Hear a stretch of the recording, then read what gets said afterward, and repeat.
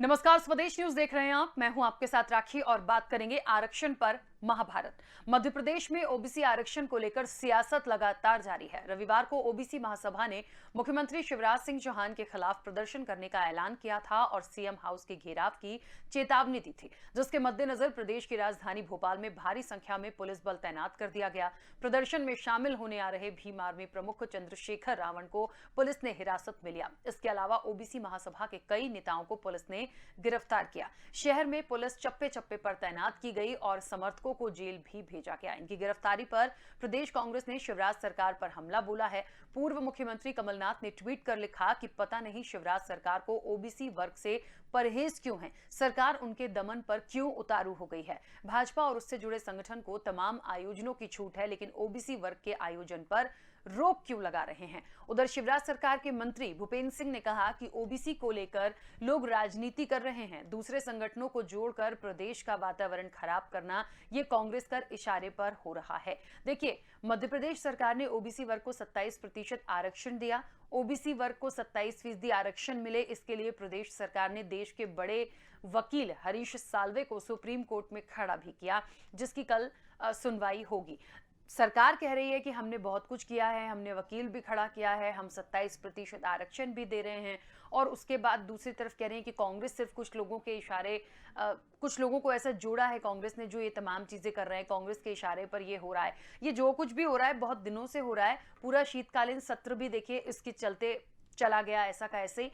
पंचायत चुनाव से लेकर ये तमाम चीजें जो शुरू हुई थी आरक्षण वाली, और वो एक बार फिर लगातार चल रही हैं। तो अब जो महापंचायत होनी थी, अब इस पे लगातार 2 दिन से बवाल हो रहा है कि हम करने नहीं देंगे। और वाकई में जो शहर पे आप देखिए जगह जगह बैरिकेटिंग, तमाम जगह पे पुलिस चप्पे चप्पे पर तैनात की गई थी ताकि इस तरह की कोई चीजें ना हो। तो सवाल लाजमी है कि बीजेपी करती है तो कुछ नहीं, इन लोगों को करना है तो परमिशन नहीं। आखिर ये क्यों? और दूसरा एक, यदि हम एक वजह देखें कोविड या ओमिक्रॉन की, तो देखिए एक वो पॉइंट हो सकता है कि तेजी से केसेस बढ़ रहे हैं तो थोड़ा सा कंट्रोल करना है इन चीजों को, तो क्यों इतनी बड़ी महापंचायत हो।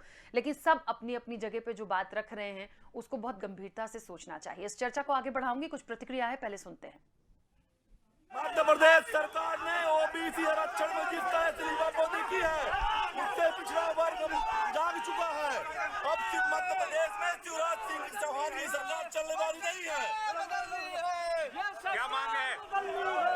मांगे क्या है? हमारी मांग है पंचायत राज में जो आरक्षण खत्म तत्काल सरकार लागू करे।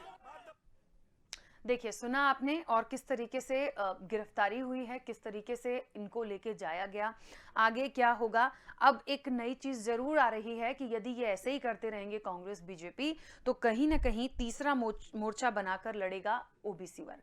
और निश्चित तौर पर जब ये इलेक्शन होंगे तो एक नया, हो सकता है एक नई पार्टी के रूप में तमाम ये वर्ग मिलकर एक अलग रूप में नजर आए, तो निश्चित तौर पर बहुत बड़ी परेशानी हो सकती है। तो बेहतर है इसका कोई समाधान कर दिया जाए। अब इसका समाधान क्यों नहीं हो पा रहा? समाधान इसलिए भी नहीं हो पा रहा है क्योंकि भारतीय जनता पार्टी को लगता है कि वो सही कर रहे हैं, 27% आरक्षण भी दे रहे हैं। कांग्रेस गलत कर रही है। कांग्रेस को लग रहा है कि आप तमाम चीजों की परमिशन दे देते हैं। इस तरह की यदि कोई महासभा होनी है तो उसके लिए आपने पुलिस तैनात कर दी, आप उनको बात नहीं करने दे रहे हैं, आप अपनी आवाज नहीं उठाने दे रहे हैं उनको। और सबसे बड़ी बात, एक सवाल जो कमलनाथ ने उठाया वो यही है कि आखिरकार ओबीसी वर्ग से परहेज क्यों है, ये एक बड़ा सवाल है।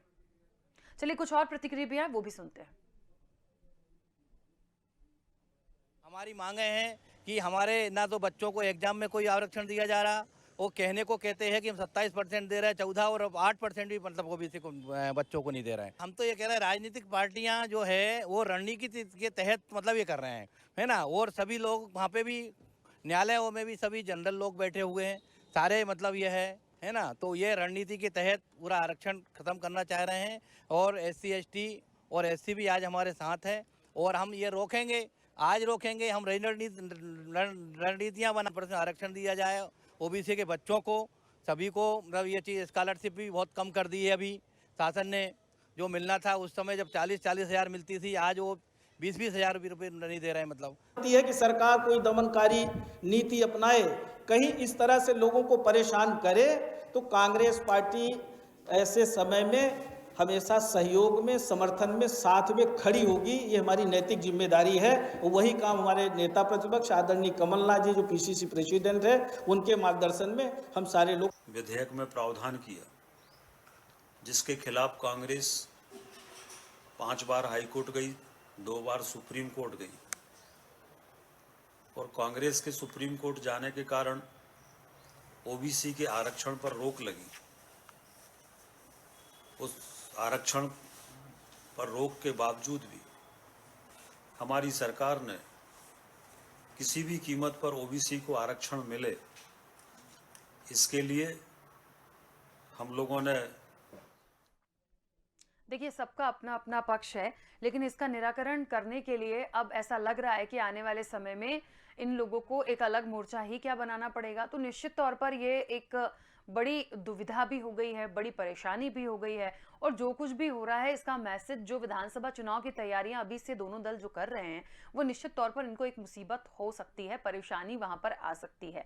तो कम से कम बैठ के बात हो सकती है, करना नहीं चाहते। इतना बड़ा शीतकालीन सत्र हुआ था, वहां पे भी कुछ भी नहीं हुआ, सिर्फ हंगामा, एक दूसरे पर आरोप प्रत्यारोप। कभी पहले विरोध कर रहे थे, फिर साथ में हो लिए और अंततः जाके चुनाव रद्द ही हो गया। अब फिर से तमाम चीजें हो रही हैं। हालांकि शिवराज सरकार ये बहुत स्पष्ट कर रही है कि हम ओबीसी की आर्थिक सामाजिक स्थिति की गणना करा रहे हैं, हम 27% आरक्षण देंगे, हम सुप्रीम कोर्ट में तमाम चीजें लेकर जा रहे हैं, तो हम विरोधी नहीं हैं। उधर कांग्रेस वही आरोप लगा रही है। बहरहाल क्या होगा, और इस पर हम विस्तार से चर्चा करेंगे। हमारे साथ मेहमान मौजूद हैं। सबसे पहले मैं आपका परिचय करा दूं।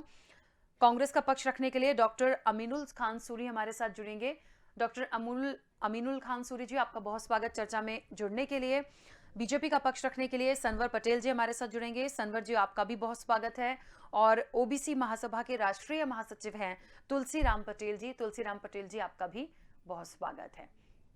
देखिए, मुझे लगता है ये सभी जो मेहमान हैं, और निश्चित तौर पर हमारे साथ क्योंकि ओबीसी महासभा के राष्ट्रीय सचिव भी हैं, तो बहुत अच्छे से तमाम चीज़ें स्पष्ट हो जाएंगी। लेकिन इसको कैसे आगे अब किया जाए और कैसे इस चीज़ को, इस समस्या को ख़त्म किया जाए, ये बहुत बड़ी बात है। मैं चर्चा की शुरुआत तुलसीराम जी आपसे ही करना चाहूँगी, क्योंकि आप उस ओबीसी महासभा से जुड़े हैं, निश्चित तौर पर राष्ट्रीय महासचिव हैं, प्रतिनिधित्व उसका आप करते हैं।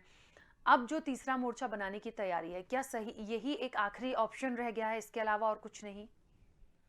सबसे पहले तो आपको सभी को नमस्कार। आपने बोलने का मौका दिया, बहुत बहुत धन्यवाद।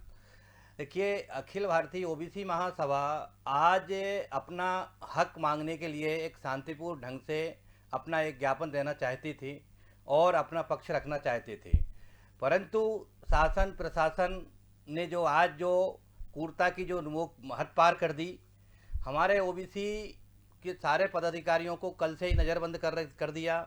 हमारे छोटे भाई भीम आर्मी और जैस वाले हैं, उनको भी पूरा गिरफ्तार कर लिया और 40 किलोमीटर दूर तक प्रशासन ने छोड़ के आए हैं। अभी तक हमारे कम से कम 500 लोग जो है अभी भी, मतलब उनका फ़ोन ना तो फ़ोन लग रहा, फ़ोन ले लिए हैं ना, अभी भी हम उसको तलाश कर रहे हैं कहाँ हैं हमारे लोग जो वहाँ रीवा से आए हैं और जबलपुर से आए हैं और सीधी से आए हैं। वो लोग इंतज़ार कर रहे हैं कब हमारे साथी आएँ और हम उनको लेके जाएं। और हमारा अधिकार, हम ओबीसी मध्य प्रदेश में 52% ओबीसी हैं और ये सन 1971 की जनगणना में वह 52% है और पूरे भारत में 65% ओबीसी है। और आज कहने को दोनों पार्टियां, मैं एक पार्टी किसी का नहीं कह रहा हूँ, ये दोनों पार्टियां सिर्फ राजनीतिक मुद्दे के लिए ओबीसी का हनन करती है। और जब चुनाव आते हैं तो वोट मांगने के लिए होता है कि ओबीसी का आपका प्रत्याशी खड़ा कर दिया। ओबीसी वर्ग को कोई लाभ देने का दोनों पार्टियों का मत नहीं है कि ओबीसी को आरक्षण दिया जाए। और कहते आ रहे हैं, कब से कहते आ रहे हैं कि हम आपको 27% आरक्षण दे रहे हैं, है ना। 27% की जगह क्या आज मध्य प्रदेश में देखिए, बोले आप उनका जो होता है, मतलब एक एडवोकेट, प्रशासन का जो एडवोकेट होता है, वो जाके वहाँ सही से पैरवी नहीं करते और खुद उसमें वो एक एफिडेविट देते हैं, बोले 14% लागू कर दिया जाए, बाकी का होल्ड कर दिया जाए। ये कौन सी रणनीति है? मतलब कहने को हम 27% दे रहे हैं और जबकि उसको हम संविधान में ये है, स्पष्ट है कि जिसकी जितनी संख्या भारी उतना ही अधिकार होना चाहिए ओबीसी वर्ग को। ठीक है, चलिए संवर पटेल जी भी हमारे साथ जुड़े हैं। संवर जी, क्या मंशा है, स्पष्ट क्यों नहीं हो पा रहा, क्यों इसका कोई निराकरण नहीं निकल पा रहा है? जी बहुत ही स्पष्ट है। भारतीय जनता पार्टी और भारतीय जनता पार्टी की सरकार की मंशा बहुत ही पवित्रता और प्रतिबद्धता के साथ मध्य प्रदेश की सरकार पिछड़ा वर्ग के भाइयों बहनों को 27% आरक्षण का लाभ देना चाहती है और 3 मामलों को छोड़कर दे रही है। देखिए, इसमें इस पवित्रता में कहीं कोई लांछन नहीं है, इस प्रतिबद्धता में कहीं कोई सवाल नहीं है, लेकिन फिर भी कुछ लोग, खास करके कांग्रेस के लोग, हमारे पिछड़ा वर्ग के भाइयों बहनों को भड़काने का काम कर रहे हैं। उनको मैं पूछना चाहता हूं कांग्रेस से कि कांग्रेस ने आज तक के 70 सालों में पिछड़ा वर्ग भाई बहनों के लिए क्या किया। मध्य प्रदेश के बारे में आप बात करेंगे, भारतीय जनता पार्टी के बारे में आप बात करेंगे, मैं लाइन से आपको बताऊंगा कि भारतीय जनता पार्टी की सरकार क्या कर रही है। वर्तमान में भी 27% आरक्षण पिछड़ा वर्ग के भाइयों बहनों को मिले, इसके लिए देश के बड़े से बड़े एडवोकेट जनरल को भी लाकर खड़ा किया है। हरीश साल्वे जी भी जबलपुर में आए हैं और कल फिर सुप्रीम कोर्ट में हरीश साल्वे जी खड़े रहने वाले हैं। ये भारतीय जनता पार्टी की प्रतिबद्धता है। और दूसरी तरफ आप कांग्रेस को देखेंगे तो कांग्रेस ने 15 माह की सरकार में अपने एडवोकेट जनरल को कोर्ट में खड़ा नहीं किया और आज लगातार वे भ्रम फैलाने का काम कर रहे हैं। आप देखिए, चंद्रशेखर रावण जी मध्य प्रदेश में आते हैं, हम उनका स्वागत और अभिनंदन करते हैं, लेकिन पिछड़ा वर्ग के भाई बहनों को ऐसे समय में जब तथाकथित लोगों के द्वारा उनके एक संगठन को भड़काया जा रहा है, इस समय यहाँ आने का मतलब क्या है? इस समय यहाँ आने का मतलब है कि वो किसी के हाथ में, किसी की योजना में के द्वारा यहाँ लाए गए हैं। तो ये मैं कहना चाहता हूँ राखी दीदी कि ये बात बिल्कुल गलत है और कांग्रेस इस सब के पीछे ठीक है, गलत है। ठीक है संवर जी, वापस आती हूँ। डॉक्टर अमीनुल जी भी हमारे साथ जुड़ गए हैं। अमीनुल जी, यहाँ पर बात बार बार ऐसा लग रहा है कि ये लोग जो तमाम लोग आए, तमाम वर्ग आए, इनकी गिरफ्तारी हुई है। संवर जी का ये कहना है कि हम तो इनका स्वागत कर रहे थे, लेकिन इस वक्त पे आए हैं, बहकावे में आए हैं, तमाम चीजें जो हो रही हैं वो कांग्रेस के इशारे पर हो रही हैं। और दूसरी चीज, सबसे बड़ी बात ये है कि आखिरकार इसका हल कब निकलेगा? सिर्फ आरोप प्रत्यारोप से हटकर इसका कोई हल नहीं निकलता दिखता। देखिए राखी जी, पहला सवाल भारतीय जनता पार्टी सरकार ये स्पष्ट जवाब दे कि इन लोगों को जो लोकतंत्र में अधिकार प्राप्त है, संविधान में अधिकार प्राप्त है, जो विरोध का अधिकार प्राप्त है, वो क्यों नहीं करने देता। ऐसा स्वागत किया भारतीय जनता पार्टी की सरकार ने जो उनपे लाठियां बरसाई है। भोपाल घुसने से पहले उनकी गाड़ियों के शीशे तोड़े गए पुलिस द्वारा, इसमें कई आम जनों को भी गिरफ्तार किया। क्या कारण है? क्यों रोका गया कि अपने संवैधानिक अधिकार का प्रयोग ना कर सके लोग? उनका विरोध करना था जो भारतीय जनता पार्टी ओबीसी वर्ग के हमारे भाइयों का हक छीनने का काम कर रही है। सुप्रीम कोर्ट में जब कांग्रेस पार्टी गई, कांग्रेस पार्टी आरक्षण और पिटीशन पे गई, जहां पे सुप्रीम कोर्ट में ये विषय ही नहीं था कि ओबीसी आरक्षण को लेकर भारतीय जनता पार्टी की सरकार के वकील वहां मौजूद थे, चुनाव आयोग के वकील वहां मौजूद थे, वो शांत रहे। भारतीय जनता पार्टी 15 साल मध्य प्रदेश में शासन में रही, शिवराज सिंह चौहान मुख्यमंत्री रहे, क्यों 27% आरक्षण देने का काम नहीं किया? जब माननीय कमलनाथ जी की सरकार आई, 27% आरक्षण दिया, उसकी लड़ाई लड़ी, कोर्ट में भी लड़ रहे थे। भारतीय जनता पार्टी की सरकार ने आके ओबीसी वर्ग का हनन करने का काम किया। कल नाजीपुर से जो राष्ट्रीय स्वयंसेवक संघ की वो पूरा प्रदर्शन करती है, भोपाल में भीड़ लगाती है, अपना पैदल मार्च करते हैं, उनके लिए सब परमिशन है। पर हमारे जो पिछड़ा वर्ग के भाई हैं, जिसके अधिकार छीनने का काम शिवराज सिंह चौहान कर रहे हैं, उनके लिए कोई अनुमति नहीं। उनके लिए स्वागत लाठियों से हो रहा है, उनको बंदी बनाया जा रहा है, उनको जेल में डाला जा रहा है, उनको लहूलुहान किया जा रहा है। तो ये स्वागत किया शिवराज सिंह चौहान ने हमारे पिछड़ा वर्ग के भाइयों का। ठीक है, तुलसीराम जी, मुझे ऐसा लग रहा है यहाँ पे दो बातें हो रही है। देखिए, एक बात तो कांग्रेस निश्चित तौर पर जो बात बोल रही है कि पहले आपने किया नहीं था, उसके बाद 27% आरक्षण की बात कमलनाथ सरकार के समय पे हुई, ठीक है, सरकार चली गई। आज भी अब आप शिवराज सरकार बोल रही है कि हम इसको इम्प्लीमेंट करा रहे हैं, हम इसके लिए तमाम चीज़ें कर रहे हैं। दूसरा, वो ये भी बोल रहे हैं कि या तो किसी के इशारे पर हैं आप तमाम लोग, या तो कुछ और है इसके पीछे, और इस वक्त आने का कारण क्या। तो मुझे लगता है ये चीज़ें आप ही स्पष्ट कर पाएंगे कि अब आप लोग क्या चाह रहे हो और इसका हल आप कैसे निकलता देख रहे हो। देखिए, अब ओबीसी वर्ग जो है जो जाग गया है, जो सोया था ओबीसी वर्ग हनन, जो पार्टियां, हम एक नहीं दोनों पार्टियां, भारतीय जनता पार्टी और कांग्रेस पार्टी, ओबीसी वर्ग का आज नहीं, आज 50 सालों से ओबीसी वर्ग का हनन करते हुए आए हैं। आज ओबीसी वर्ग जाग गया है। आज अभी देखिए गांव जो पंचायत चुनावों में जो आरक्षण समाप्त किया, जिससे क्या है पंच सरपंच और आज 72,000 लोगों के जो ओबीसी के जो फार्म हुए हैं, उससे जनता ओबीसी की जाग गई है। और अब ये जो है कि ना जो ओबीसी का जो हमने जो प्रत्याशी चुन के भेजे हैं, ओबीसी के जो है वो भी आज हमारा पक्ष नहीं रख रहे। कहीं हम क्षेत्र में जाते हैं तो बोलते हैं हम कोई कांग्रेस के प्रत्याशी वो पदाधिकारी हैं और बीजेपी के वो पदाधिकारी हैं, और अपना जो पक्ष ओबीसी का आजकल कोई नहीं बोल रहा है। तो हमारा ये है कि अब हमारे सब लोग जाग गए हैं। आज जो लोगों ने जो हमारे लोगों को मारा पीटा, आज हमें बताइए कि ये कहते हैं कि धारा 144 लगी है, और बीजेपी और कांग्रेस का जो हो रही है धरना सभाएं हो रही है 10-10 हजार लोगों की, उनके लिए 144 नहीं है। ये कोरोना हमारे ओबीसी के लिए ही कोरोना आया है क्या, मतलब कीजिए। और हम शांतिपूर्ण ढंग से कर रहे थे, अपना एक अधिकार मांग रहे थे। आज देखिए बच्चों को और कहने को कहते हैं कि हम 27% आरक्षण दे रहे हैं। अभी नीट में एग्जाम में देख लीजिए, और भी एग्जाम में देख लीजिए, 14 भी नहीं है और 8% तक कोई कहीं आरक्षण नहीं मिल रहा। आज हमारे बच्चे, आज हमारा जैसे विधानसभा में भाई SC ST भाइयों को दिया है, SC को दिया हुआ है, तो क्यों ओबीसी को आप कहते हैं 27% हम देंगे। हम चलिए ठीक है, वैसे हमारा ओबीसी मध्य प्रदेश में 52% है। संविधान में यह है कि जिसकी जितनी संख्या उतना उसका अधिकार मिलना चाहिए। हमको ये मध्य प्रदेश में 125 सीटों को आरक्षण होना चाहिए विधायक में, और उसके बाद भी आप तो 14 भी नहीं है, 8% नहीं दे रहे। ये कौन सा मतलब ये आपका है, ओबीसी का हनन है बोले। ठीक है सनवर जी, मुझे लगता है उनकी जो पीड़ा है या उनकी जो बात है, और आने वाले समय में मैं ये भी बता दूं कि ये लोग अब तीसरा मोर्चा बनाकर लड़ने की तैयारी में हैं। तो या तो ना हो वो तमाम चीजें, उसके पहले इसका समाधान हो जाए, क्योंकि निश्चित तौर पर इनकी जो लड़ाई है वो इतनी आसानी से रुकती हुई तो नहीं दिख रही।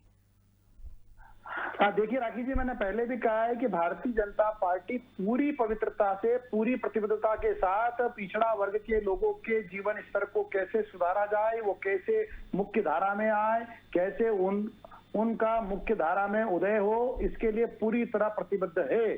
जैसा हमारे विद्वान साथी डॉक्टर अनिमुल साहब ने कहा कि सुप्रीम कोर्ट में कांग्रेस गई थी, अभी तक कांग्रेस यही तय नहीं कर पाई है राखी जी कि वो कांग्रेस सुप्रीम कोर्ट गई थी या नहीं गई थी। अभी अगली डिबेट में कोई और वक्ता आएंगे और वो कहेंगे कि कांग्रेस नहीं गई थी। हमारे तो जो विवेक तनखा जी हैं, उनका व्यापार है, उनका प्रोफेशन है, इसलिए वो खड़े हुए थे। तो ये लोग तो यही तय नहीं कर पाते हैं, ना इनके पास नीति है, ना इनकी नियत है, और इसलिए कोई इनके पास नियंत्रण नहीं है।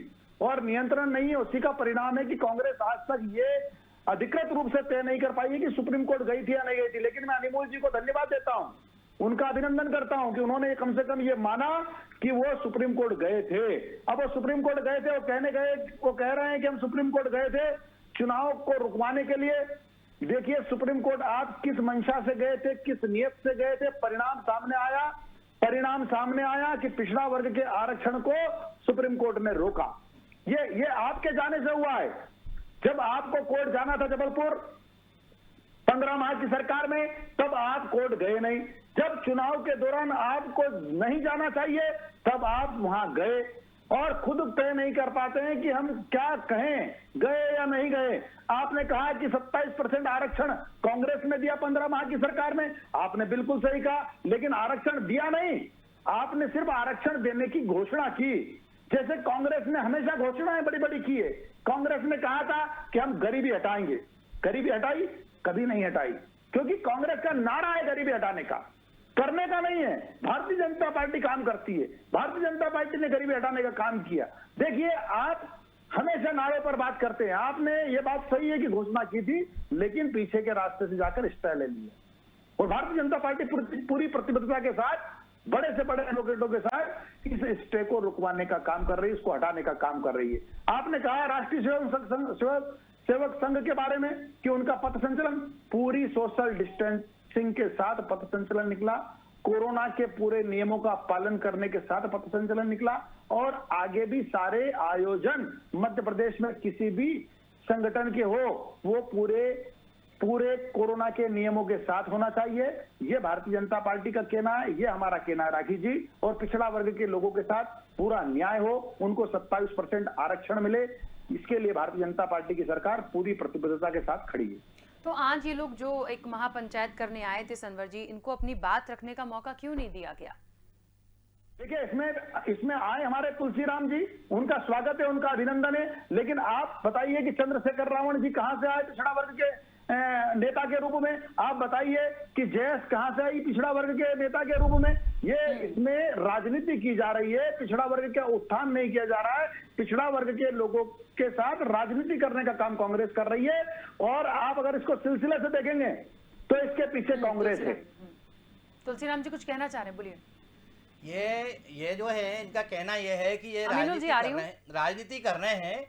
ये चंद्रशेखर जी को बुलाया, देखिए SC ST और ST हमारे छोटे भाई है, और आरक्षण के प्रति हम किसी का अधिकार नहीं मारते।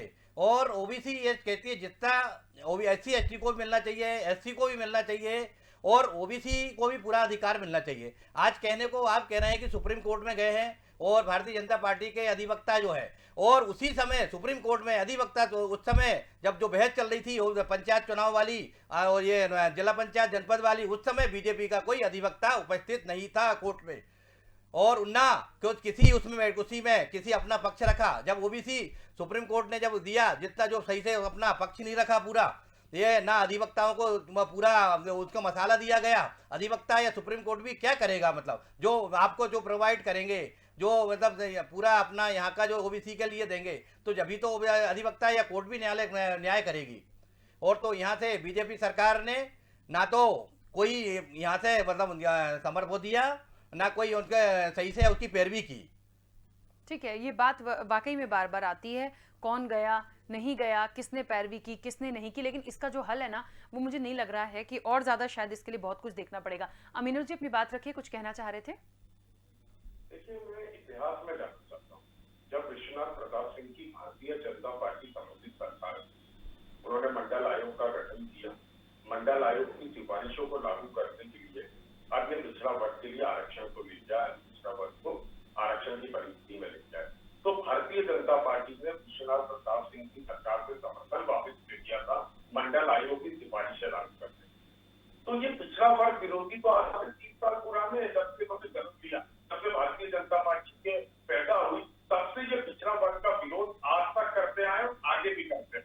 इन्होंने हमेशा पिछड़ा वर्ग का शोषण किया और खुलेआम विरोध किया। अब सवाल उठता है कि RSS की बात मेरे भाई ने कही, तो आप भी यहीं पे राखी जी भोपाल के अंदर आपने सोशल डिस्टेंसिंग देखी थी क्या उस पर संचलन में? आप एक रिपोर्टर है, आपके पास वीडियो आ रहे हैं, हम भी वीडियो देख रहे हैं ट्विटर फेसबुक पे, क्या वहाँ पे सोशल डिस्टेंसिंग का पालन हुआ था? और अगर पालन नहीं हुआ तो कितने प्रकरण पंजीबद्ध हुए कोरोना प्रोटोकॉल न निभाने के? तीसरा विषय, आप कांग्रेस पे आरोप कर रहे हैं, भाई उमा भारती जी और प्रहलाद पटेल का भारतीय जनता पार्टी और शिवराज सिंह की सरकार से नाराज है कि किस तरह से OBC के आरक्षण को रद्द हुआ। प्रहलाद पटेल साहब ने ये पंचायत चुनाव रद्द होने से पहले बयान दिया, तो सनवर पटेल साहब सबसे पहले प्रहलाद पटेल साहब को बताएं कि प्रहलाद पटेल साहब झूठ बोल रहे थे। प्रहलाद पटेल साहब के जो बयान आए केंद्रीय मंत्री जी जो नाराज हुए कि हमारी सरकार OBC का आरक्षण देती रही और देखती रह गई, उस पर कोई प्रतिक्रिया नहीं कर पाई, हम ये इलेक्शन नहीं चाहते, उस पर तो कुछ भी प्रतिक्रिया आज तक नहीं थी। आप जबकि प्रहलाद पटेल इतने बड़े OBC नेता है, उमा भारती है, वो खुद नाराज है कि जिस तरह से शिवराज सिंह चौहान की सरकार OBC के भाई बहनों के साथ में बर्ताव कर रही है। अब आपने आरोप लगाया कि कांग्रेस पार्टी, निश्चित तौर पे कांग्रेस पार्टी वहां गई थी, पर परिसीमन के विरोध में गई थी, जो 2019 का परिसीमन कांग्रेस पार्टी ने बनाया था। आपने 2019 का परिसीमन नहीं लागू किया, कोई बात 14 का किया, पर संवैधानिक दायरे में उसको 2014 के रोटेशन होना चाहिए कि नहीं होना चाहिए, क्या आरक्षण होना चाहिए नहीं होना चाहिए? और हम 100 बार कोर्ट जाएंगे, जब भी हमारे मतदाता, हमारी जनता, हमारे OBC भाई, हमारे दलित भाई, हमारे आदिवासी भाइयों का हक छीनने का काम भारतीय जनता पार्टी करेगी। हम न्यायालय की पहुंच में जाएंगे, विपक्ष की अपनी भूमिका निभाएंगे और एक बार वो 1000 बार जाएंगे। ठीक है, हाँ जल्दी से अपनी बात रखिए। मध्य प्रदेश की 7.5 करोड़ जनता ने जान लिया है कि आप पिछड़ा वर्ग और जनजाति भाई बहनों के विरोधी हैं, आप उसके पक्ष में नहीं हैं। और इसीलिए आपको लगातार मध्य प्रदेश की जनता ने सत्ता से बाहर रखा है। डॉक्टर साहब, आपके कहने से नहीं होता, आपके ट्वीट करने से, कमलनाथ जी के ट्वीट करने से नहीं होता। ये मध्य प्रदेश की जनता लोकतंत्र के बराबर आपको हमेशा आईना दिखाती है। अरे आप लाखों वोटों से चुनाव हराती है मध्य प्रदेश की जनता, इसलिए क्योंकि आप झूठ बोलते हैं, इसलिए कि आप भ्रम फैलाते हैं, इसलिए कि आपने पिछड़ों का नुकसान किया है और लगातार नुकसान किया है, लगातार आपने नुकसान करने का काम किया है। लेकिन मध्य प्रदेश की जनता अब जान चुकी है मेरे भाई, मध्य प्रदेश की जनता आपके बहकावे में नहीं आने वाली है। ठीक है, मध्य प्रदेश की जनता और ये वाकई में जो ओबीसी की महाभारत है वो मैं देख रही हूँ, उसका हल मैंने कहा ना, नहीं इसका हल मुझे नहीं निकलता दिख रहा। हाँ तुलसीराम जी, आपको दिख रहा है इसका कोई हल निकलेगा? जिस तरह से ये चर्चा हो रही है, जिस तरह से प्रतिक्रियाएं आ रही है, दोनों पार्टियां जो ओबीसी का मतलब जो आरक्षण देने की जो मंशा है वो दोनों पार्टियों की नहीं है। सिर्फ राजनीति करना ही दोनों पार्टियों को आता है। वोट मांगने के लिए जाएंगे, ओबीसी को इतना आरक्षण दे रहा है, इतना दे रहे हैं, और देने का नहीं है। और धीरे धीरे ये है कि वो आरक्षण खत्म करने का एक न्यायालय का बहाना बनाकर और ये आरक्षण खत्म किया जा रहा है। धीरे धीरे देखिए पूरा प्राइवेटीकरण कर दिए जा रहे हैं। आप ये बताइए, प्राइवेटीकरण कर रहे हैं तो वहां क्यों आरक्षण लागू क्यों नहीं कर रहे हैं आप?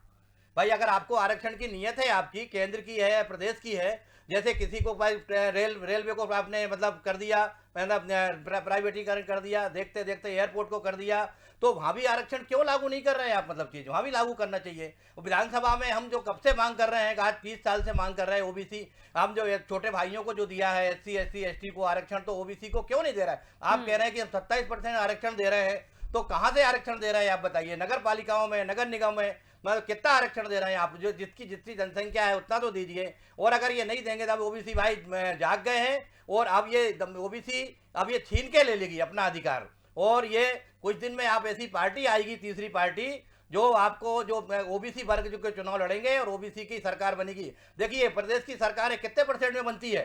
35-36% में सरकार बनती है। आज हम लगभग 65% है, 1971 के उसमें 52% है, आज 65% जनसंख्या ओबीसी की, तो 30-35% में सरकार बनती है। अगली सरकार 2023 में ओबीसी की सरकार बनेगी और ओबीसी के सारे विधायक और सभी चुन के आएंगे। नगर निगम, नगर पालिकाओं में भी ओबीसी के अभी सारे लोग आएंगे।